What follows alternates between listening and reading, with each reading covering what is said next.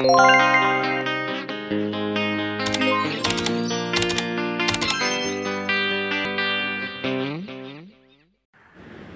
mga ka-farmers, ngayon po ay ako'y papunta sa aking baboy at titingnan ko po kung siya ay manganganak na. At iyan po mga ka-farmers, siya po ay naglilibor na at di po magtatagal, siya po ay manganganak na.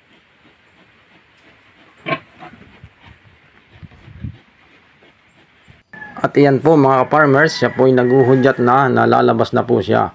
Siya po ay aking hinihimas-himas para po siya ay madaling lumabas. At yan na nga po, lumabas na po ang kanyang unang anak.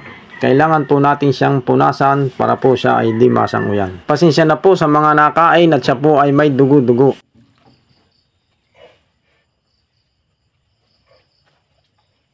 At iyan po ang inianak ng inahing ari. Yan po ay Lucky 7. At iyan po ang anak ng aking isang inahin. Hindi ko na lang po nabidyohan at biglaan. At hanggang dyan na lang po mga ka-farmers ang aking vlog. See you on the next vlog. Bye-bye!